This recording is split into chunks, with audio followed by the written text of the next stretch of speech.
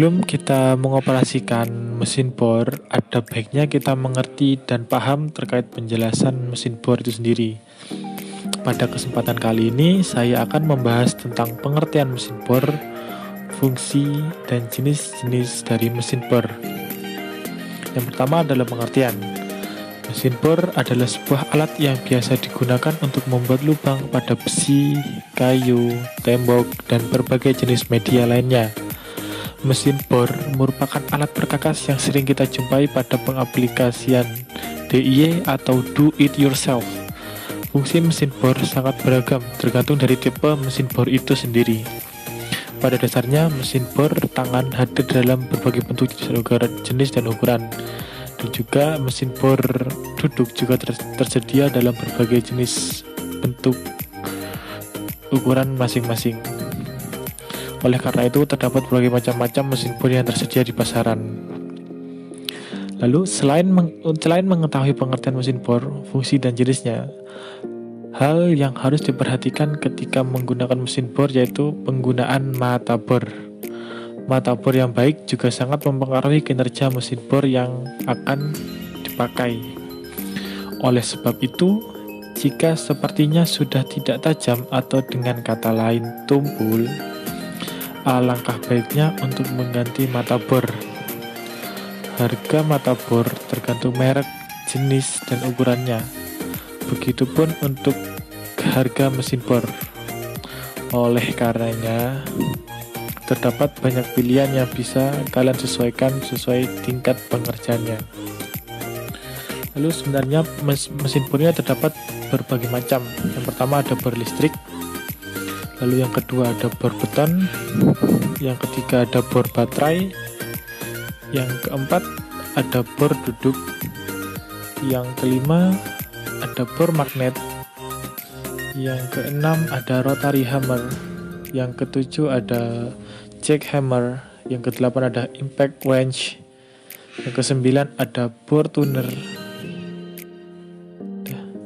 Itu saja dari saya sebagai pengantar sebelum mengoperasikan mesin bor. Assalamualaikum warahmatullahi wabarakatuh. Perkenalkan, nama saya Arif Rahmat Hidayat, NIM 2005633286. Pada kesempatan kali ini saya akan membuat video ajaran terkait mesin bor. Sebelumnya saya ingin menjelaskan terlebih dahulu. Mesin bor itu adalah suatu mesin yang mana gerakannya adalah untuk membuat lubang pada suatu benda kerja. Lalu mesin bor sendiri dibagi menjadi dua, yakni ada mesin bor duduk dan juga mesin bor tangan. Pada hari ini saya akan menjelaskan terkait cara penggunaan dari mesin bor duduk. Di sini pertama-tama saya akan menjelaskan terkait bagian terutama atau bagian paling penting dari bor duduk ini, yakni ragum. Ragum pada bor duduk ini fungsinya adalah untuk mencekam atau memegang benda yang akan dilakukan pengukuran nanti. Dan di sini saya sudah memiliki benda kerja.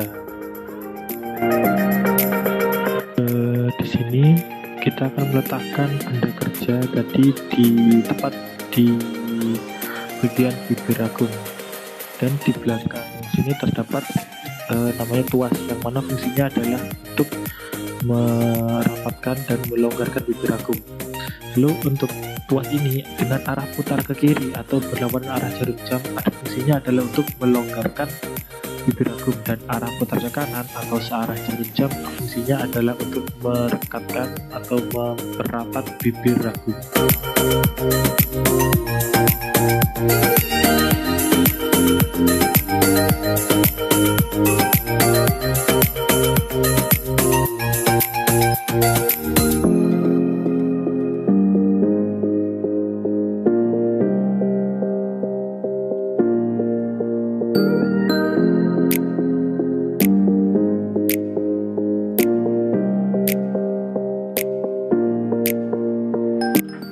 Di sini saya akan menjelaskan sedikit informasi tambahan terkait peletakan benda kerja pada bibir ragum.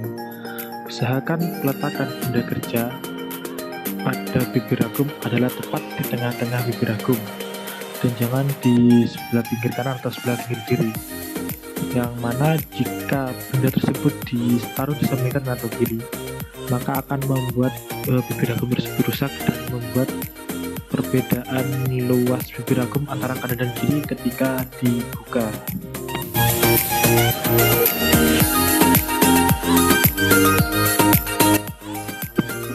Saya akan menjelaskan terkait gerakan maju dan mundur dari ragum, yang mana dikendalikan oleh benda berbentuk seperti setir yang sedang saya pegang saat ini. Di dalam setir tersebut terdapat ukuran-ukuran, yang mana dalam ukuran milimeter. Fungsinya adalah untuk menentukan berapa milimeter kemauan kita untuk memajukan atau memundurkan ragum tersebut.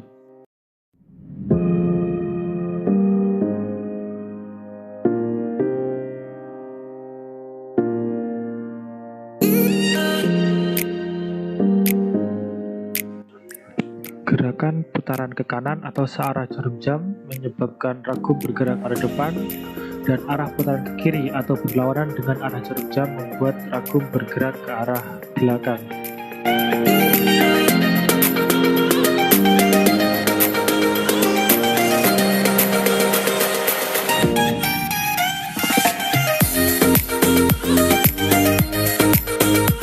Selanjutnya kita akan menjelaskan terkait gerakan ragum ke arah kanan dan kiri yang akan digerakkan oleh tuas yang berbentuk setir, yang mana letak setir ini terdapat di sisi kiri ragum.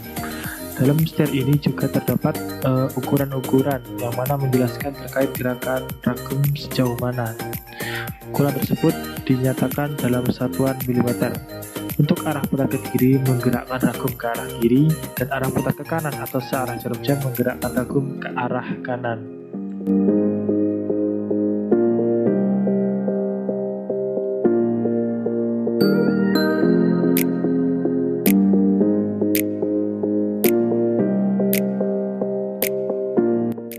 Setelah tadi penjelasan terkait gerakan ragum yang ada pada bor, selanjutnya adalah kita akan menjelaskan terkait gerakan bor, yang mana gerakan bor ini hanya satu, yaitu naik dan turun, yang mana gerakan tersebut dikendalikan oleh tuas yang letaknya di belakang bor duduk.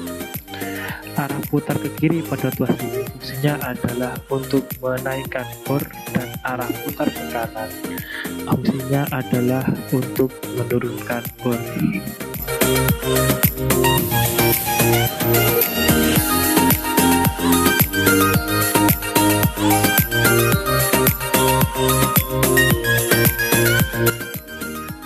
Bisa dilihat ketika tuas diputar ke arah kiri, maka ragum akan mendekati mata bor, dan ketika tuas tersebut diputar ke arah kanan atau searah jarum jam, maka ragum tersebut akan menjauhi mata bor.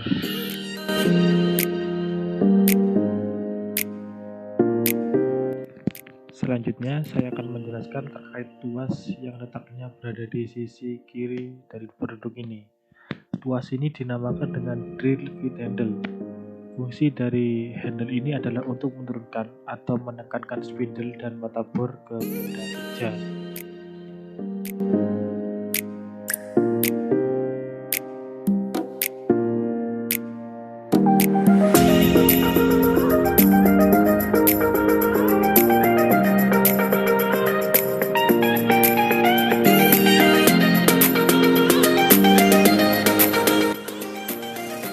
Pada handle ini juga terdapat ukuran-ukuran dalam milimeter, yang mana fungsinya adalah untuk memperkirakan kedalaman benda kerja yang akan dibor nanti.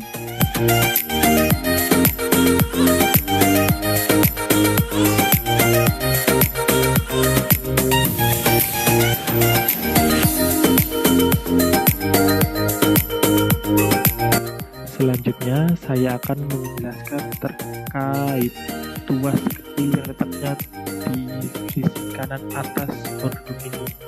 Fungsi dari tuas kecil ini adalah untuk mengunci spindle agar tidak naik dan turun ketika tuas yang letaknya di sebelah kiri bor duduk tadi tidak dapat digunakan. Jadi arah putar dari tuas ini ketika diputar ke arah kiri atau berlawanan arah jarum jam, maka akan melepas kuncian, dan arah putar ke kanan atau searah jarum jam adalah mengunci spindle.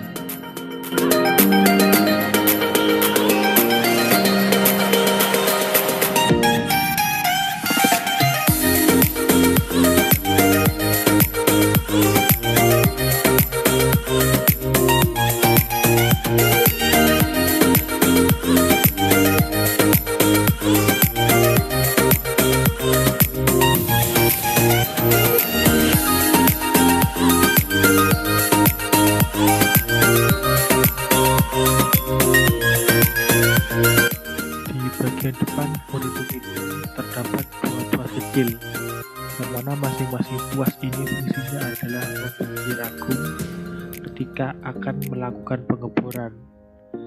Yang pertama-tama di bagian kiri sini terdapat tuas, yang mana fungsi dari tuas kecil di sisi kiri ini adalah untuk mengunci gerakan ragum ke arah depan dan ke arah belakang. Lalu yang di sebelah kanan itu fungsinya adalah mengunci gerakan ragum ke arah kanan dan ke arah kiri.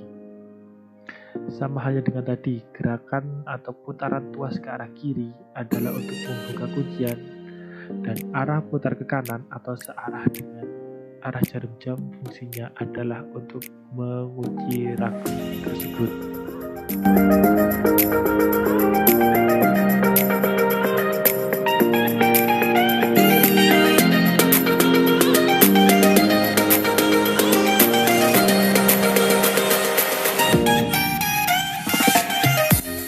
Selanjutnya saya akan menjelaskan terkait ada tambahan di luar penduduk.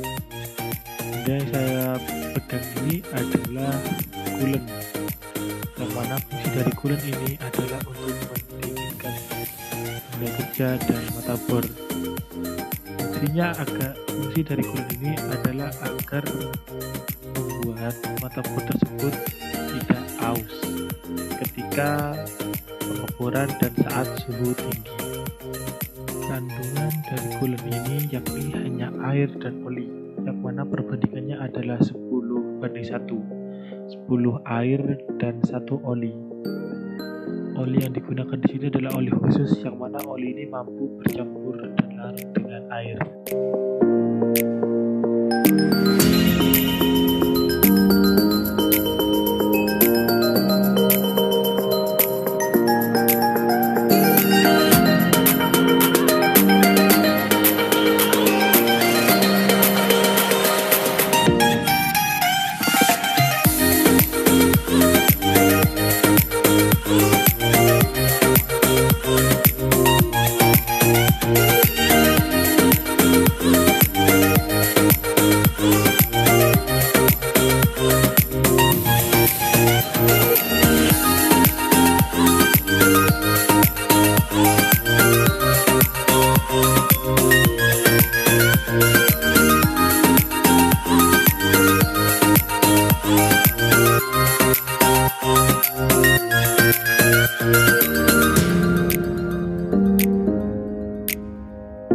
Mesin berduduk pada umumnya hanya memiliki dua tombol, yakni tombol berwarna merah dan tombol berwarna hijau ini.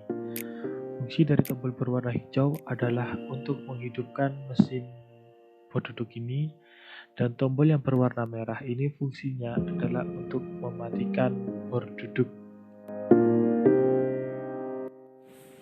Tadi saya sudah menjelaskan terkait berduduk ini, mulai dari switch, tuas-tuas yang ada di ini serta fungsinya, lalu ada tombol-tombolnya yang ada di